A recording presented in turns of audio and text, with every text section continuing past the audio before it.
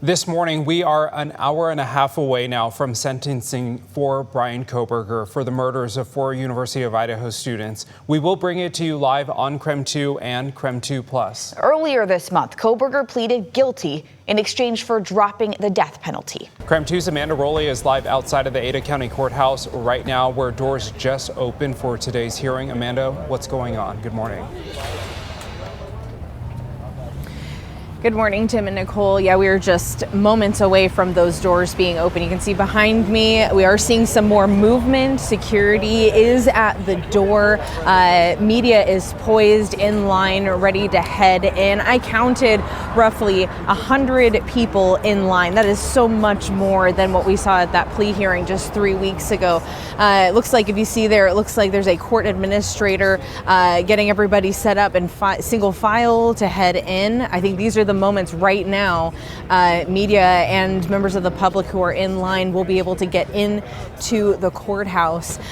Earlier, just within the last 20 minutes, we saw the Kernodle family head in to the courthouse. They walked by quietly and came through the side door of the courthouse.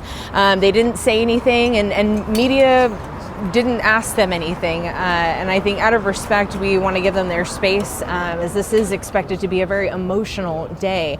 I also saw within the last half hour former Moscow police chief James Fry head into the courthouse this morning. He is here. He is the chief presiding over that case initially when this all started in 2022, and so we'll be looking to hear from him hopefully today. Now, after this hearing is over, we are expecting to hear from the Latah-County prosecutor as well as the Moscow Police Department. That's going to be led by new police chief Dollinger, and so we'll be getting details from them, not specifically about any custody or sentencing details, but the agencies that responded. And here we go right now. You can see members of the media and public are now heading into the courthouse. The doors are open. This line started to form as early as 2 in the morning. People just hoping to get a seat in the courtroom. They are going to be in the largest courtroom of this courthouse. When I was in there, it looked as though maybe it could seat 50, maybe 60 people, but there are well more than that. If you take a look to our left, you'll see members of the media, but also right over here is where the line is wrapping around the side of the building. I counted roughly 100 people in line today. Not only members of the media are here, but there are TikTokers, YouTubers. I also ran into a couple University of Idaho students who want to be here today to show their support to the families and to their fellow students. Again, right now we are watching as this line kind of trickles in to the courtroom. We are still anticipating other family members to arrive here at the Ada County Courthouse. Again, we saw the Kernodle family arrive here just moments ago, as well as the former Moscow police chief.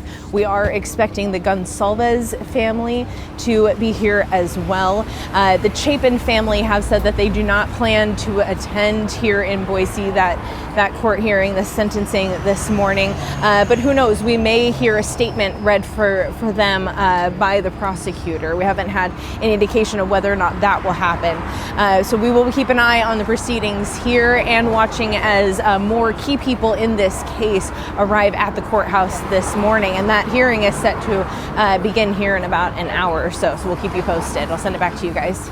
Amanda, you've been covering this story since the very beginning for 2.5 years now. Tell us more about the process today, because this is kind of an expedited process. We knew it was going to be going to trial next month. What's expected to happen today at sentencing? I mean, there's a few breaks. Kind of walk people through what's happening this morning. Yeah, and Tim, this day came really unexpectedly, right? I mean, just 3 weeks ago, we were expecting to be here in August for a trial that would last for months, but then a plea deal came forward and Bryan Kohberger changed his plea. So here we are for that sentencing. What we can expect in that hearing is the attorneys are going to present to the judge their recommended sentence. Then we're going to hear victim impact statements, and that typically is what creates that length of time and what takes the most time in these hearings. I've covered sentencings where it's scheduled out for weeks. This hearing particularly is scheduled for 2 days.